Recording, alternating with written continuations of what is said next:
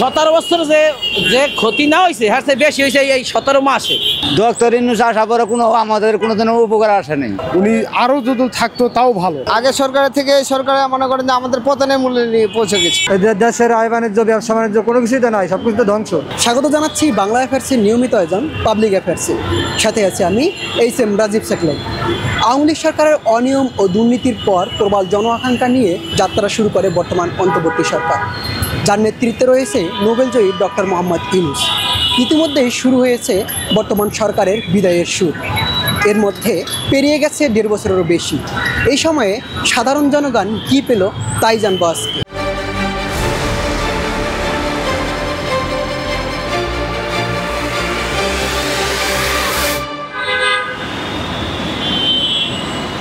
Doctor Yunus আসার পরে আমাদের কোনো দিনের উপকার আসে নেই। যা ভাবছিলাম আগের ফখরুদ্দিন উনি আসলে বসে ভালো ছিল, হে আসার পরে কিচ্ছু না। আমাদের উপকার ভাবছিলাম যে উপকার হয়ে আসবে, সে উপকার কোনো কাজে খাটা নেই। ইনকাম ভালো ছিল, এখন কোনো ইনকাম ঠিক মতো নেই, কোনো আমাদের উপকার আসেনি। এই সরকার আসার আমাদের সব কিছু দাম বাড়তে হবে, ইনকাম বাড়াতে হবে, সব কোনো অন্যান্য যে সিন্ডিকেট চলে এর দিক দিয়ে সুবিধা হবে, তাও কোনো কিছু কোনো দিক দিয়ে সুবিধা আসেনি। আগে সরকার ঠিকই আসছিল, ওরা তো একদিক নিয়ন্ত্রণ আছে। যে এখনকার যে কোনো সরকার আসা দরকার। সরকার ছাড়া এই ডক্টর ইউনূস ভাবছিলাম যে ভালো চলবে, হ্যাঁ আরো যদি থাকে তারও ভালো হলো নি, যা আশা করছিলাম না তাতে তো ভালো না, হ্যাঁ থাকতে যাই আরো ভালো। ওই তেমন তো কিছু পাই নাই, আরো তো সমস্যা হয়েছে দেশে, আরো খুন খারামি, চাঁদাবাজ, আবার রাস্তাঘাটের যে অবস্থা, পরিস্থিতি খারাপ। তো আশা বলতে যেটা আশা জনগণ করছিল সেটা তো সে দিতে পারে না। দেশের আয় বাণিজ্য ব্যবসা বাণিজ্য কোনো কিছুই তো নাই, সবকিছু তো ধ্বংস।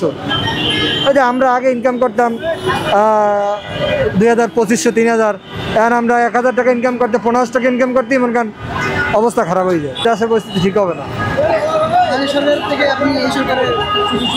আগে ভালো ছিলাম, মানে সব মিলে কেউ ভালো নাই ভাই। আমি যেটা মনে করতেছি যে আগে যেসব কাজ হয়েছিল, আগে সরকার ভালো খারাপ থাকতে পারে, কিন্তু এই সরকার মানে কি করতেছে আমি বুঝতে পারতেছি। মানে যেসব কাজ আগে ছিল বা যে কাজ এখন পেন্ডিংয়ে আছে, কাজ বলতে কিছু হচ্ছে না, খালি আশা দিতেছে এটা হবে এটা হবে, কিছু মানে বিনিময়ে কিন্তু কিছু পাচ্ছি না আমরা।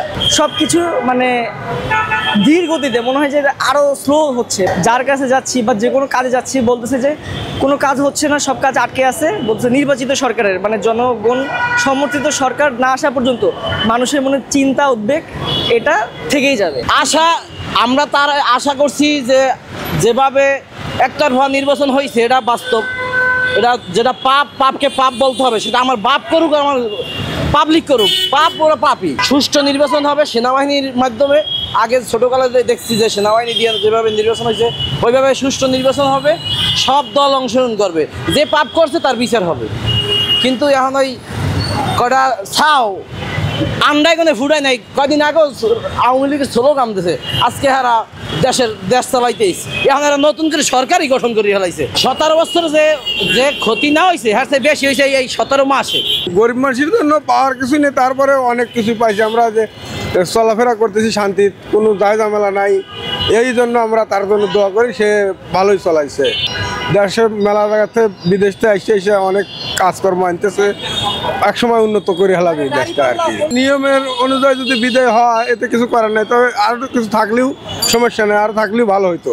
আরও 2-1 বছর থাকলে সে হয়তো মানসিক দেখা যাইতে পারতো যে কাজটা আরও কীভাবে করা লাগে বা করানোর মতো জায়গা বুঝে দিয়ে যাইতো আর কি। কাঁচামালের দাম আগে হাসিনা থাকতে অনেক কাঁচামালের দাম ছিল, সব কিছুর দামই ঊর্ধ্বগতি ছিল। এখন মোটামুটি পেঁয়াজ 200 টাকা 250 টাকা কেজি কিনছি, এখন 70 টাকা 60 টাকা কেজি পেঁয়াজ কিনে।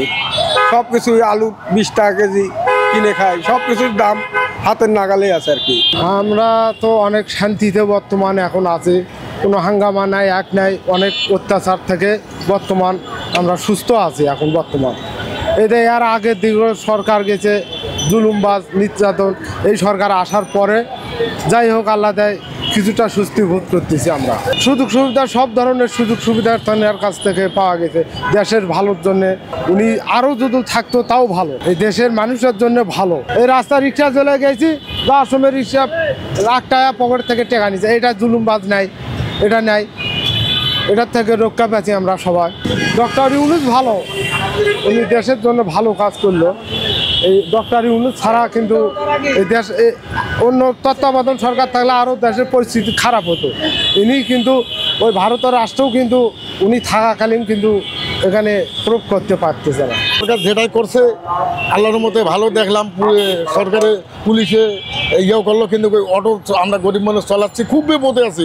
অটো ধরলে এই যে ডাম্পিংয়ে নিয়ে লাইতেছে, অবৈধ সরকার দিয়ে নামাইছে, সরকার নামে ইনপুটে গাড়ি ছাড়ছে, এটা তো আমাদের দোষ না, আমাদের দোষ। সরকার তো ইনপুট খেয়ে গাড়িটা ছাড়িয়ে দিছে। হ্যাঁ একটু ভালো ছিলাম, হ্যাঁ সুবিধা পাইছি, কিন্তু এই আমাদের যানবাহনটা যেটা দিয়ে করি মিলি খাই পোলাপন পালি, এইটাই সমস্যা। সরকার ভালোই চলাইছে, আমরা দেখলাম সুন্দরে চলাইছে। এই 1.5 বছরে আমরা কিছু অবনতি সেরা কোনো উন্নতি পাইনি, কারণ ওই যে একটা কথা বলে যে দিন যায় কথা থাকে, ঠিক তেমনই আমাদের এই হালচাল। কারণ যেমন যে উন্নয়নের কোনো অব্যাহত কোনো ধারাই নেই, এবং অবনতি ছাড়া মনে করেন যে সামনে কোনো ভালো পথ রাস্তা দেখি না। আর এই যে মনে করেন যে অটো বাইকের কারণে মনে করেন যে আমরা এমন হয়ে গেছে মনে করেন যে আমাদের পেটে লাথি মারতেছে। 100 টাকার ভাড়া মনে করেন যে আমরা 40 টাকা হাইতে খুঁজে পাই না। বর্তমান সরকার তো অবস্থা পরিস্থিতি আমরা দেখতেই পাচ্ছি যে কি উন্নয়ন করতেছে এবং সামনের দিকে কি হবে।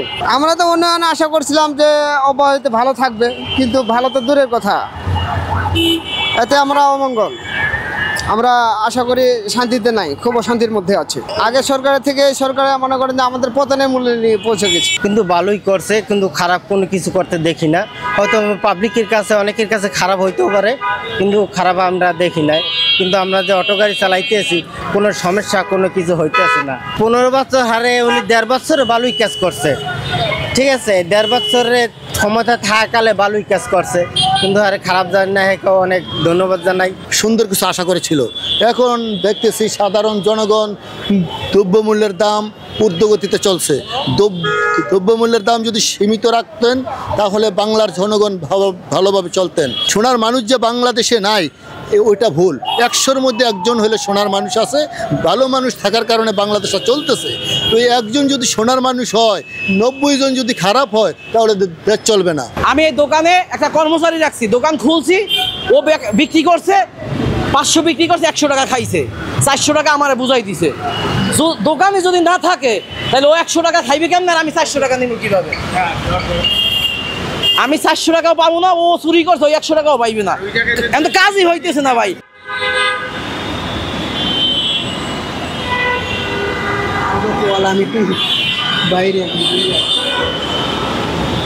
বর্তমানে অন্তর্বর্তী সরকারের বিদায়ের সময়ও সাধারণ মানুষের মুখে চলছে আলোচনা ও সমালোচনার ঝড়।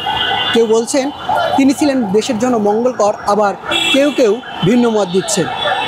এখন সাধারণ মানুষের একটাই চাওয়া, আগামী নির্বাচনে যে সরকারই আসুক দেশের জন্য যেন মঙ্গলকর হয়। H M Rajib Saklain, Bangla affairs, Dhaka.